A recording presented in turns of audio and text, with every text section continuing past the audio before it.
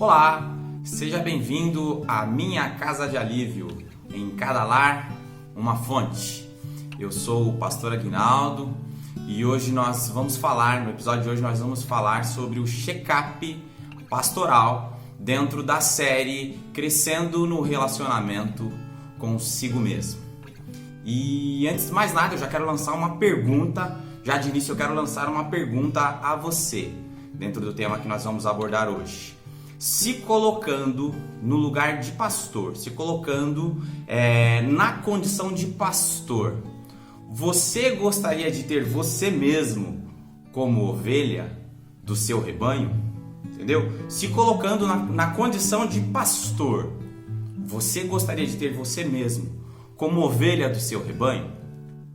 Vá pensando aí. Já quero aproveitar também e te pedir aí que se inscreva no nosso canal, dê o seu like, aperte aí o sininho para você receber as notificações dos próximos episódios da minha Casa de Alívio. Já faça isso agora e se no final você não gostar, você vai lá e desfaça o seu like. Mas já faça agora para você não esquecer, beleza? Eu quero utilizar aqui a palavra de Deus para usar como base para aquilo que a gente vai falar hoje. Para nos aprofundarmos um pouco mais no tema de hoje, vamos para um texto bíblico. Quero ler com vocês um texto que está lá em Hebreus, capítulo 13. Vamos ler os versos 7 e 17. Amém? Hebreus 13, o verso 7 diz assim: lembre-se dos seus líderes, os quais pregaram a palavra de Deus a vocês e, considerando atentamente o fim da vida deles, imitem a fé que tiveram. O verso 17 diz assim: obedeçam aos seus líderes e sejam submissos a ele, pois zelam pela alma de vocês como quem deve prestar contas. Que eles possam fazer isto com alegria e não gemendo. Do contrário, isso não trará proveito nenhum para vocês. Note bem, não trará proveito nenhum para você, não é para o seu líder. Então, aqui de testa, de início, já está nos orientando a nos preocuparmos com o nosso líder e em relação àquilo que ele tem depositado sobre as nossas vidas, e para que isso seja proveitoso para nós, para que a gente tire proveito disso e não fazê-lo gemer.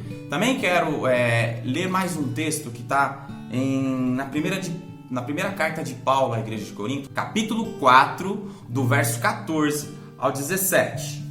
E diz assim: não escrevo estas coisas para que vocês fiquem envergonhados. Pelo contrário, para admoestá-los como a meus filhos amados.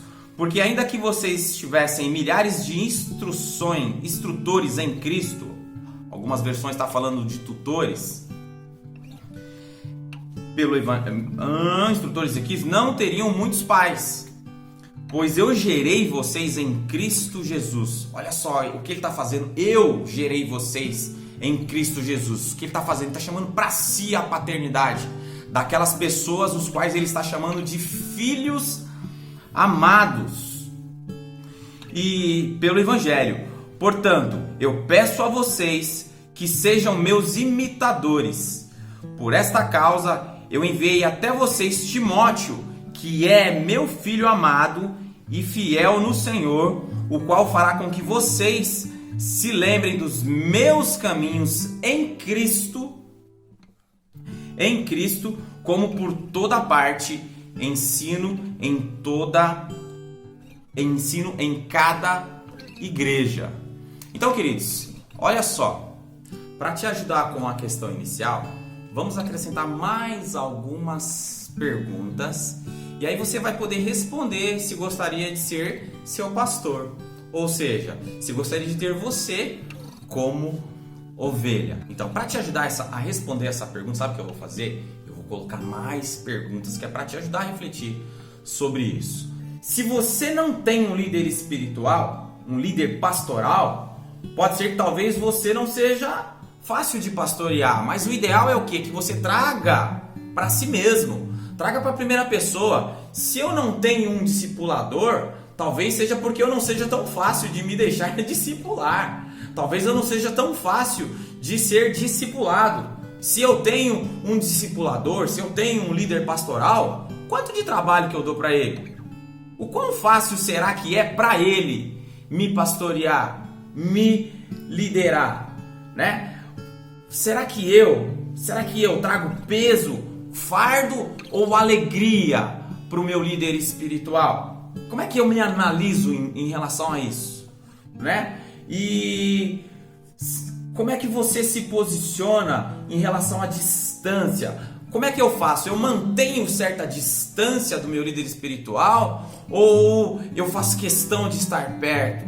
Ele que tem que fazer sacrifícios para estar comigo ou eu faço questão, insisto, me movo para estar próximo a ele? Se analise sobre isso, né? Analise, reflita sobre isso.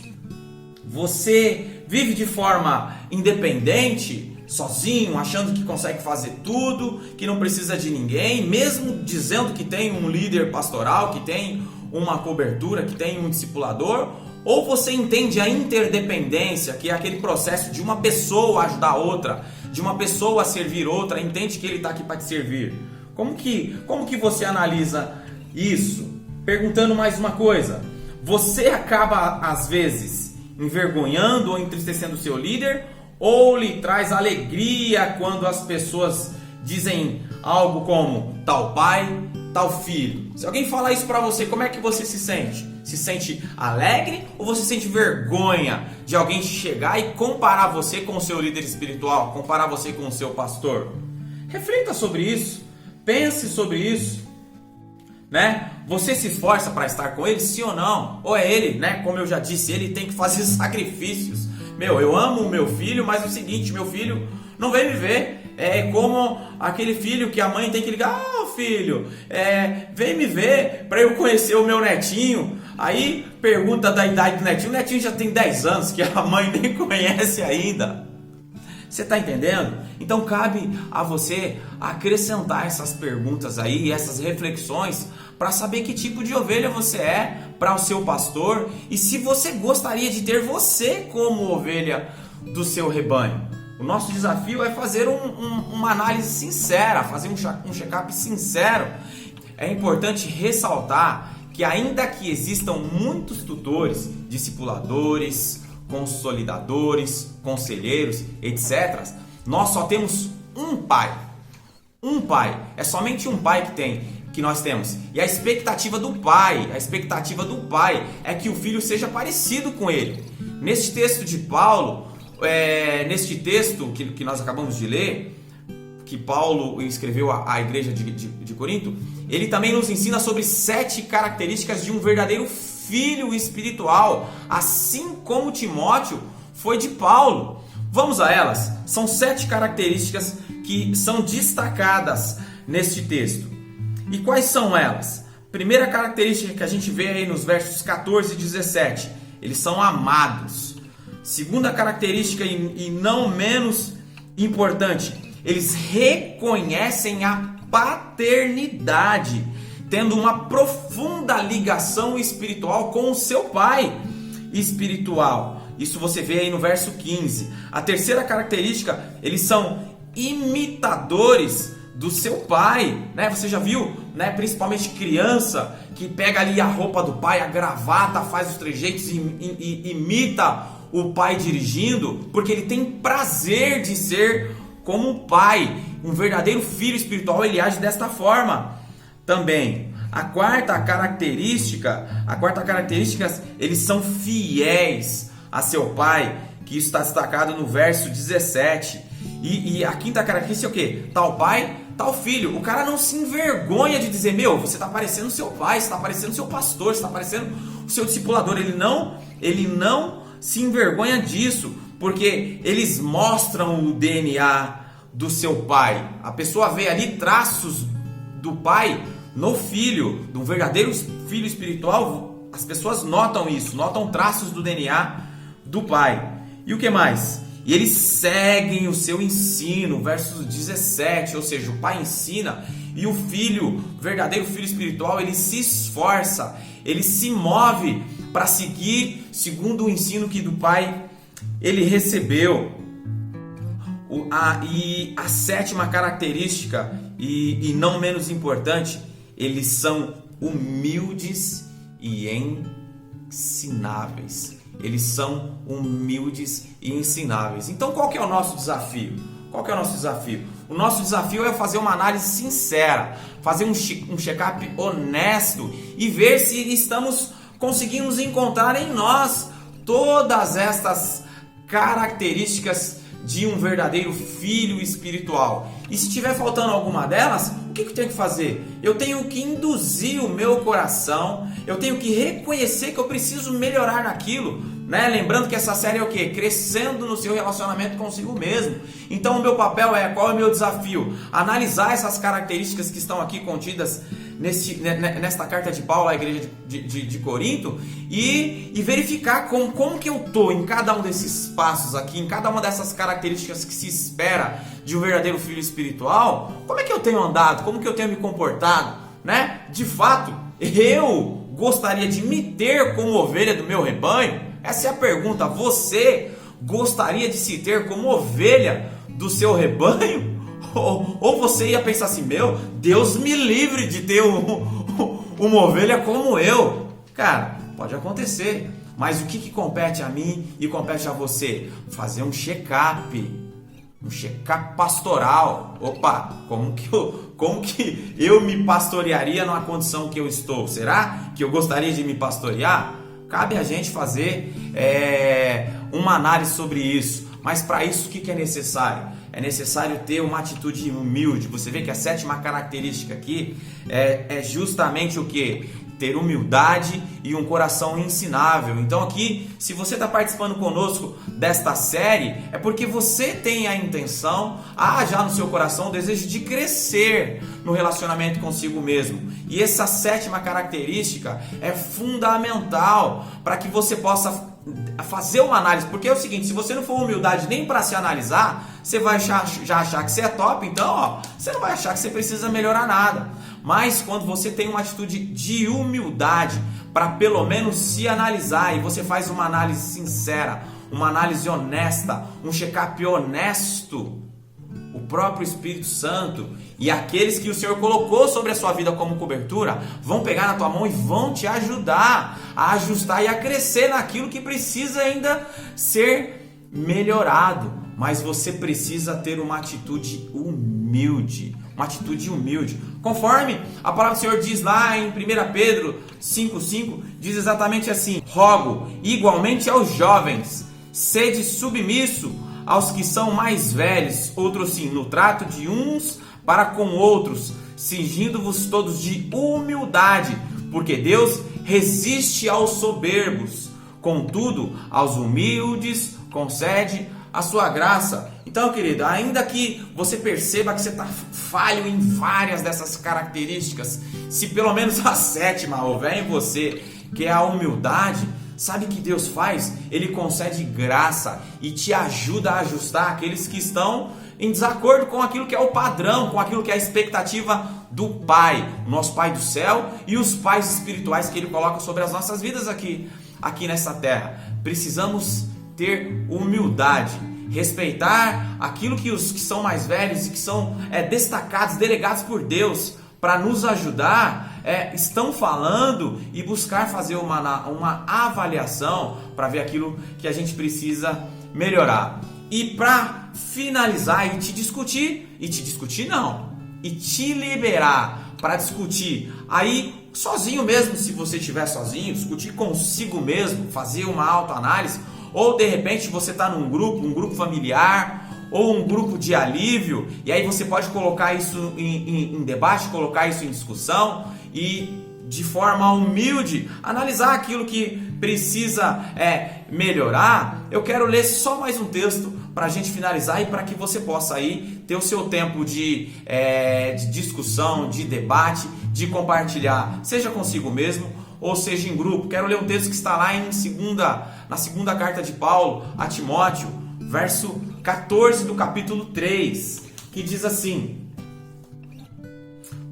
Tu, porém, permanece naquilo que aprendeste e de que fosses inteirado, sabendo de quem aprendestes. Então, querido, chega de fazer o seu pastor gemer, chega de fazer o seu pai espiritual gemer. Quer agradar o seu pai espiritual?